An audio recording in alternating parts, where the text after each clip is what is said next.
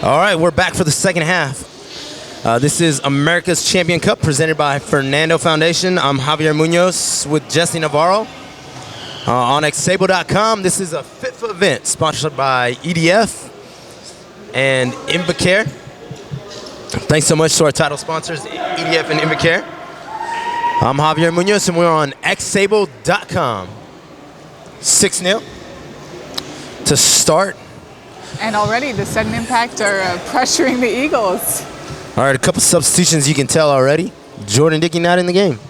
Yes, and Ginny Munson has moved up to a midfield center position. Katie in goal. That'll be an interesting way to put Ginny up, get her some playing time in the front. Whistle blown from somewhere, but not on our court. So out playing for Sudden Impact, we have, who do we have? Let's take a look. We have Andrew Seaver. About to kick it in, Andrew Seaver, yes, and looks like he'll be passing it to Ginny Munson. And then on the far wing, we have Tara Hall. Hi, Tara. She's played an awesome game. Let's see if she can score a goal. Absolutely. And we have on defense, the Galvani brothers working together. They were set up very well for that position, that almost corner kick, and earned the ball. All right, so we have the two Galvani brothers out there. And we also have, it looks like, number 15. Is this his first time in the game? I believe it is, and that's Shane DeWilt. Shane DeWilt joining the action. And he's joined by number 4, Keith Knight, on the floor. Keith played a pretty good game. He's been in most of the match, so we get a chance to see all the players to start the second half. Sudden Impact still dominating. Jordan Dickey on the bench, Katie in at goal, and still they have the ball in the North Shore Eagles zone. What do you do if you're North Shore? I mean, 2 less players sitting, not really playing, and you still can't produce the offense. I think there's 2 ways you can do it. One, you can give everybody the opportunity to play, try and step up the level of your entire team. Think about the future, think about developing your players. And the other thing you can do is you can really put some pressure on, just create a lot of confusion for the Sudden Impact players by changing it up. I like it. So maybe bring Mr. One of the other Giovanni brothers out. Maybe. Right, absolutely. I mean, take risks. I mean, you're down 6-0. If you lose, you go home. Right. It's definitely one of those lose or go home games. You want to do everything you can to get everything out there on the court, because if you don't win, you're sitting and watching the other games all day today. Which could be fun. I mean, I'm sitting here watching the game. You're sitting here watching the games, but we didn't come to play. So right. I know the players don't want to watch. They want to play. Sure, and they'll gain a lot from watching all of the games that'll take place later today. But there's something different about being in the game and getting the opportunity to play against the players that you learn just so much deeper than when you're just watching it on the sideline. Oh, so true. All right, so North Shore Eagles with an opportunity. And that was actually a really nice play. Great pass over to Keith, and then Keith pops it over to the corner. Just didn't have that third player quite in position to make it a great goal opportunity. I like it. So all players have to be involved. We've seen that from Sudden Impact, unless you have a Michael Archer. But even then, you still need the other players. I mean, even Michael can't score goals by himself, although he tries. You're absolutely right. It takes a lot to score it, one-on-one. It's really up to the rebound of the ball. The real way in power soccer to score lots of goals is to just set up great positional plays with all of your team involved. I like great passing leads to goals, and excellent shots on goals. Shots on goals lead to goals. So, all right, North Shore's got something going. Little mistake, but they had something going in the Sudden Impact zone as the ball trickles down the sideline, and for a corner kick. Tough break from the North Shore Eagles as they picked up the intensity a bit. All right. Sometimes that comes as a result of knowing that ball may go all the way down there, but not pursuing it all the way. You really want to take every opportunity you can to play at your best level in these games. So go after those balls on the sideline and get yourself a better position. so it's not so deep in your defensive end. I like it. So chase after every ball is what I hear you say. We want to make sure 100% on every play. There's not too much time. There's only 40 minutes in the game. Right, right. And the game really does fly by. 6-0. Katie Dickey in that goal. Now, she's not out on the court, but she's going to be tough to score a goal against. Absolutely. You know that even though she's in goal, she's not thinking that she's going to just let some ball roll by her. But I think it's a great way for her to be out there and protect their lead, and at the same time make sure that all of the other players on their team are getting ready for what it's going to take throughout this entire tournament. So true, so true. So obviously Sudden Impact has 5 players. They can't pull Katie Dickey and Jordan Dickey. One of them has to be on the floor, so like it's great sportsmanship by the coach. Put Katie Dickey in the box, let his players out there get some experience, and a quarterfinal event where every goal counts, and you have an opportunity to grow your team. Maybe some of these players may see action later on down the road, and they're ready for it when it comes to them. I know you spoke to the coach of Sudden Impact about what he says to his team down 6-0. Give us a little insight. What did he say? Well, he was really sharing about their experience yesterday. They had 2 tie games, 0-0, really strong defensive games. And he said in those games they were really just protecting the ball and didn't really allow for the passing that they do best to take place. They were just really afraid of getting that goal scored against them and losing the momentum. Uh-oh. And great reaction by Ginny to back off that ball. All right, hearts pounding. Everyone take a deep breath. We've had 2 scares in this game. We're probably going to have a couple more throughout the day as the competition heats up. You're absolutely right. And that goes right back to what Tom Dickey, coach, was saying. You really want to create that intensity and bring that level that they've shown in this game up to the next games that they're going to face, because the competition just gets harder and harder throughout the day. That's right. The road doesn't get easier. Synergy and Sudden Impact played to a 0-0 tie. Synergy pretty much controlled that match, had a ton of opportunities, but Sudden Impact didn't budge. I mean, it's huge. They were on their heels, no doubt about it. They didn't score a goal. They didn't have very many opportunities, but they didn't allow a goal. And big deal. And that's great. If you can play a defensive game, you can actually sometimes win it if the other team will make a mistake. But at the same time, if that's your strategy, then it's really hard to convert any of your own opportunities into goals to make it a dominant game. And that's what will take them today. So true, so true. As you can see when you watch Circle City, Atlanta Synergy, even Ball State to many degrees, it's an attacking style of play. They play solid defense, but it's full throttle. Absolutely. Foot on the gas, not afraid to take out chances, execute on key opportunities. So we'll see. Does Sudden Impact have that? Do they have that in their game to step up and do that type of play and maybe make it to the championship? I think they do. I think this is one of those tournaments for them that would be really memorable.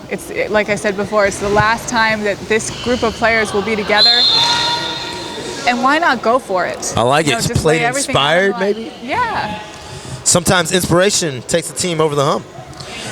More than execution. Sometimes that's the difference, because if you go out there and you really want it, you're going to create that opportunity for you. So we'll see. All right, we'll see. Sudden Impact holding strong, 6-0, no goals scored this half so far. Probably because Jordan Dickey's on the bench and he scored 5 of them. He was pretty wicked. But it's great to see some excellent passing between Ginny and Andrew. Really developing that passing throughout their entire lineup is just going to make them a stronger team. I couldn't agree more. I mean, you want to give all your players the opportunity to be out on the floor, have the chances to take kicks. Excellent no call. Number 9 in the box, dangerous play. Great block by the brother. Yeah, Galvani brother. Number 2, bringing it out. I say he keeps going. That's right. Let him go. He's got great ball handling, great energy. This is an opportunity. He should be all the way out on the court. I mean, you're down 6-0. 7-0 doesn't help, but you don't score a goal, you're not going anywhere, right? Right. So, I don't know, strategy-wise, do you bring him out? I would have brought him out probably at the midway point, took some more chances. Is the coach just allowing him to play in? Is he not comfortable with him? What do you think's going through the mind? I know I had a moment to speak with the coach of the North Shores. He seems like a nice guy. Excited to be here. Yes, absolutely. Luigi Galvani, actually the father of both of the excellent. So it all ties in now. We have both fathers as the head coaches of both of these Amazing. teams. So it's a family affair, as you can tell. I'm sure they enjoy power soccer, as it's probably a great outlet for their family, as it is for many families. Absolutely. And, John is the younger brother, and that may be one of the reasons that he's been playing back. I'm not sure how new he is to the game, but he may not be as experienced as some of the other players. And so, being in a goalie position is a great way to get comfortable with the speed of the game and have a set role.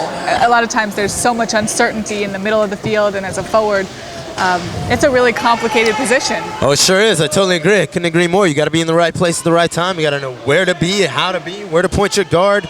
If you make a minor mistake, it could cost your team. So, on my sheet here, I show that they've been around for 4 years, the North Shore Eagles. Yeah. Pretty nice. So they come from all over the greater Vancouver and North Vancouver area. I have no idea what that means, but apparently they come from all around that area. Well, evidently, Vancouver has several different smaller cities or areas that are defined that they actually refer to their city by.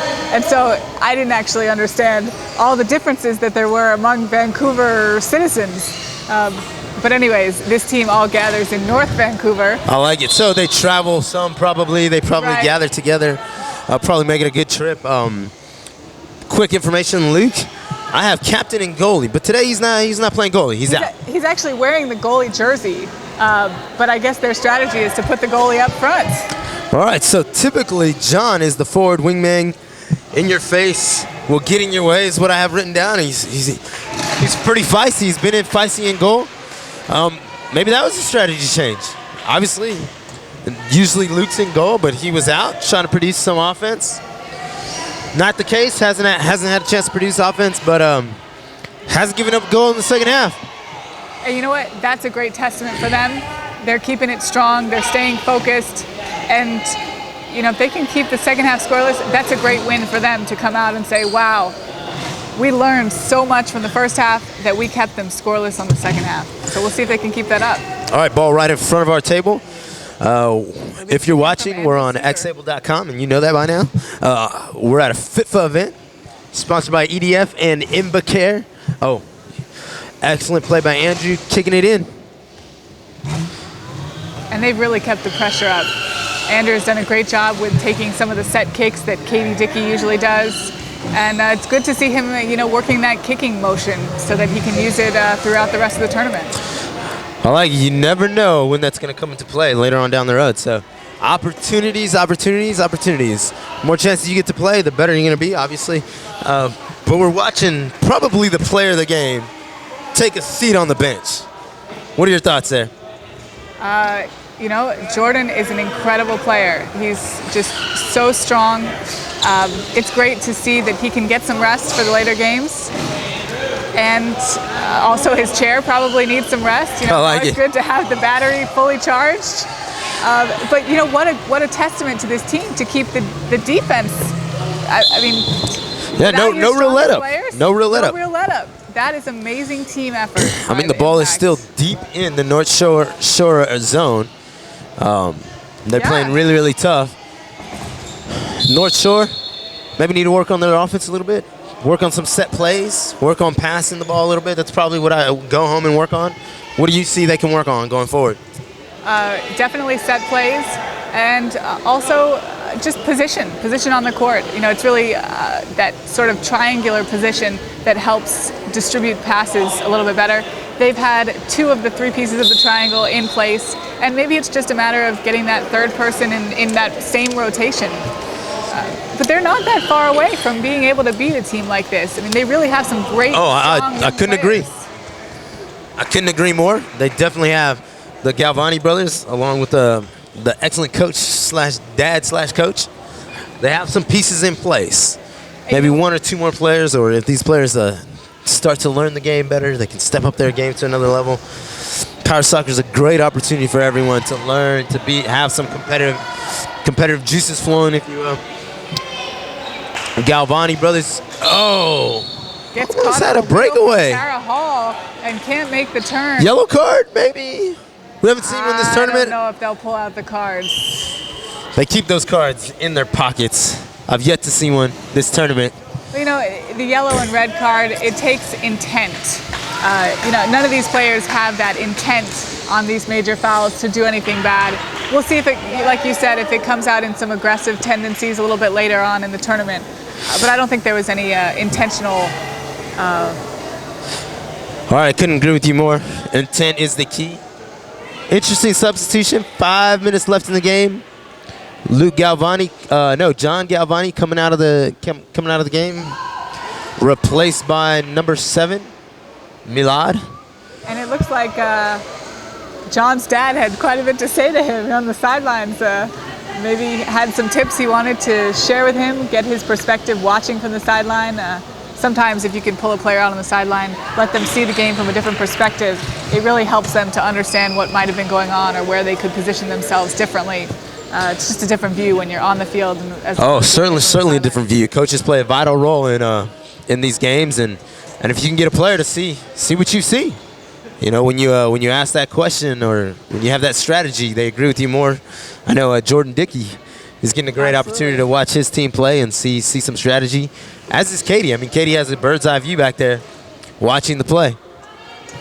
6-0. Great start to this second day of the America's Champion Cup. Jesse, in your opinion, who's going to take it? Oh, what a great question. You know, I see an upset special coming between Synergy and Circle City. You know, Synergy has been working really, really hard up to this tournament to prepare and try and regain sort of the championship from the U.S. Nationals when it went down to sudden death penalty kicks and Circle City pulled it out. So, you know, I really see Synergy stepping it up. I was talking with Pika, the coach of the Synergy last night, and he said, you know, we made some mistakes in some of our games, although with some of the scores that they came out of those, yeah. I think if you come out of a victory, 13-0 or 21-0, and you see some mistakes, you're on track for some great victories. That's true, but they did do 0-0 to the Sudden Impact team. Circle City hasn't lost, not in this tournament. And you know, that's the point where Pika will need to influence some immediate changes on his team. There were some gaps, there were some great goal opportunities that were left on the field during that game. And if they can capitalize on those today against Sudden Impact or Circle City or Ball State Cardinals, it'll be a really, really great opportunity for them in their home city. So we'll see what they can do. How about you? I hear you saying Synergy all the way. I think they have the motivation. I like it. Motivation is a huge factor in winning.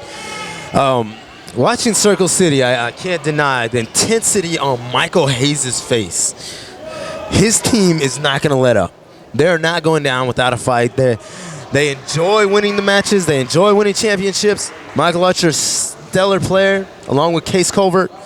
They have a team that can win every tournament. Every time I see them, they're an excellent team.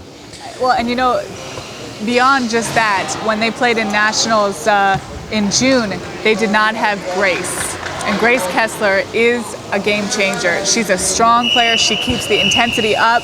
She's excellent on the wing. I mean, she's gotten Golden Guard awards because she's in position to receive some great passes from Case and Michael.